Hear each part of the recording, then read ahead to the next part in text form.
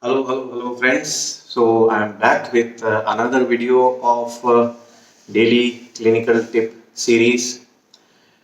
Today, first, I would like to clear a doubt about one query which I have received.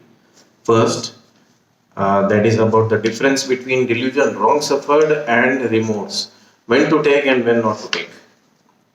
Second, another query regarding hyperactivity disorder, how to approach. So, briefly, I would like to narrate. And the third thing is hyperhidrosis or dyshydrosis. So, the conflict of hyperhidrosis or dyshydrosis, I would like to narrate. First thing about the difference between delusion wrong suffered and remorse and when to use.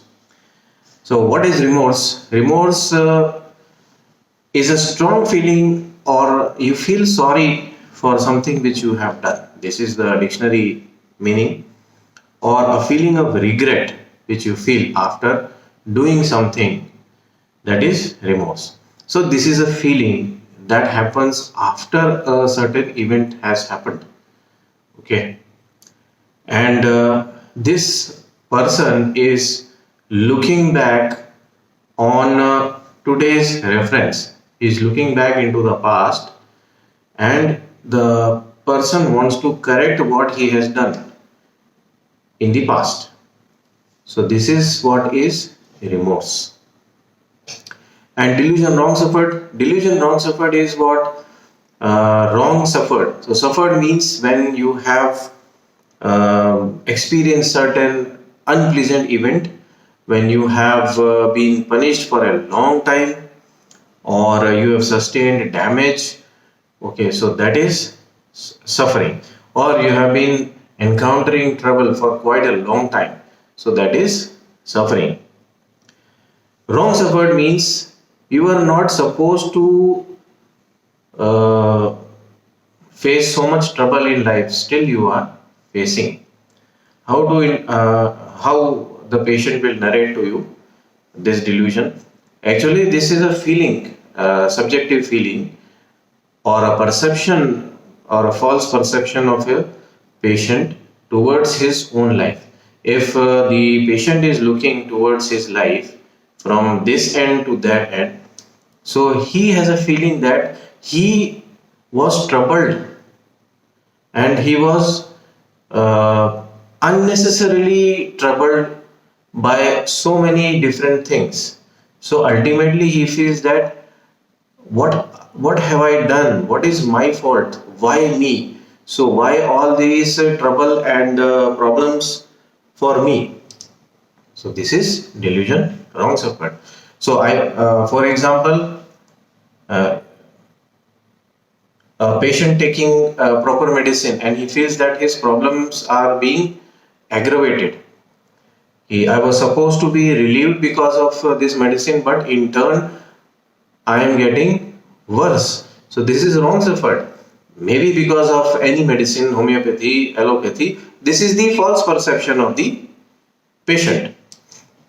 So remorse is a autoimmune rubric. You can always use remorse in any autoimmune pathology or lesser pathology at the autoimmune level. Any pathology which is lesser than autoimmunity. If you see the chart of separation of Honorable Dr. Praful Vijayakar sir, so here any pathology which is at a level which is lower than autoimmune level, so you can treat by those pathologies by entering through this rubric. So it is more of a psychosyphilitic entry point, whereas wrong suffered is mostly sorropsychotic. Why? Because there is no element of syphilis here. It is only the false perception of the patient that he's been suffering for so long. So it is mostly sorropsychotic. So any pathology at the level of psychosis, you can enter the case through this psychotic delusion. So, as the case which I narrated, hypertension and alopecia areata. So there, that person had a strong feeling that if I could revert the time back, so I could manage the things that time itself, or I would have not left that particular company. So he wants to go back in time and he wants to change things. So this is what is the perception. So this is remorse. So because the pathology was autoimmune, so here remorse was taken. The person was suffering, that is fine, that we can see. But what is deeper in this aspect is the self-blaming that I did a mistake. So that was more syphilitic than uh, wrong suffered. So that is why remorse was taken as an entry rubric. Then second, hyperactivity disorder. Hyperactive children, they come from certain conflict which mother faces during pregnancy. Now what kind of conflict? So hyperactivity means running here and there randomly, chaotically. So mother had felt that I need to run away from certain situation. I do not want to face certain situations, so I want to run away. So that is why the child becomes hyperactive. So she passes a genetic message to the child that, see, I want to run away, so you should be fast enough. You should also have that agility and your speed should be fast so that you can run away from any situation. What kind of situation? There could be many situations. For example, escape from abuse, verbal or physical abuse. So a person wants to run away if he can't face. So there also hyperactivity can develop in the child. Escape from threat, fear, fright, or life threat. So hyperactivity can happen in a child when the mother is having these type of threats. Then escape from domination. So a pregnant mother does not want control of people who are around her, so she wants to run away. Then yes, so all these situations here, what exactly is the feeling of the mother? So the feeling of the mother gives us the particular entry rubric through which we can enter into the case and we can resolve the hyperactivity of the child. Yes, many of the patients, they come with excessive sweating of palm and soles. So most of us, we are puzzled as to what to ask and where to probe. So here, if there is a genetic tendency, then we have to definitely go for mother's pregnancy history. So what type of conflict we need to probe?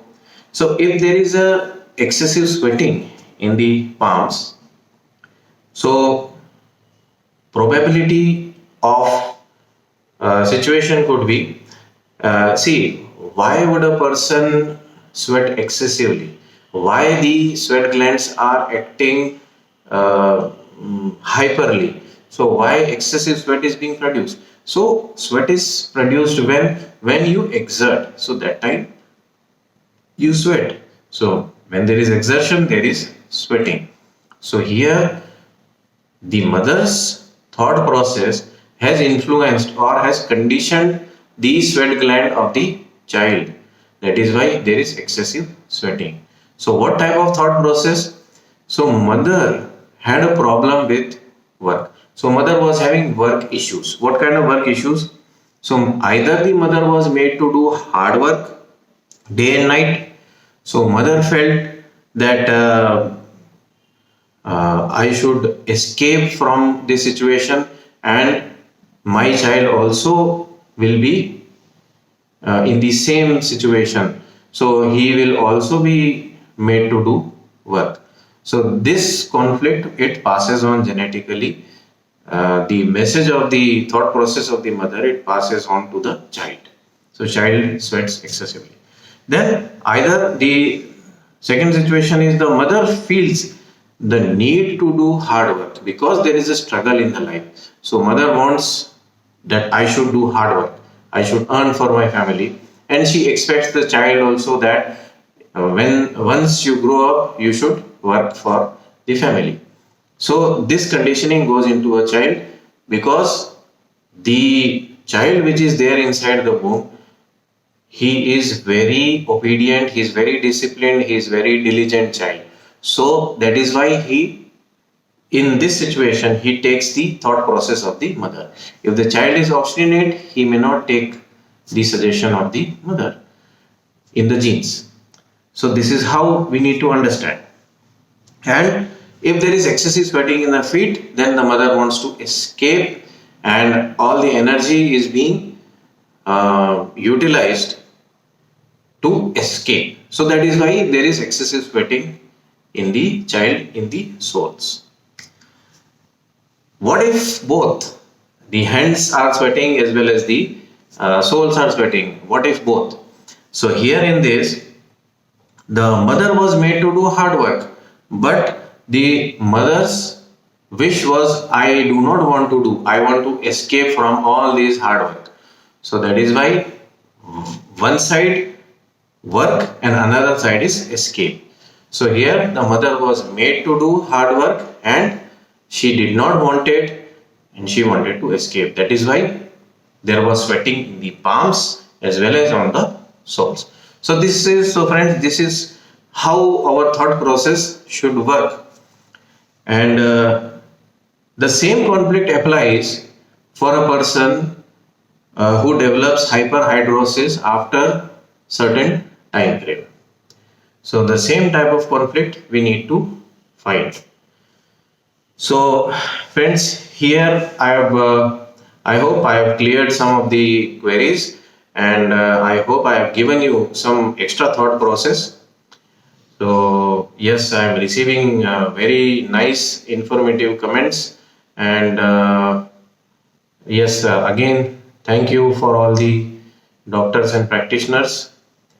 Once again, I request you to all like, share and subscribe, share to all of your friends, and ask as many doubts as possible so that even I can learn and even I could study again. So yes, thank you. I'll be back.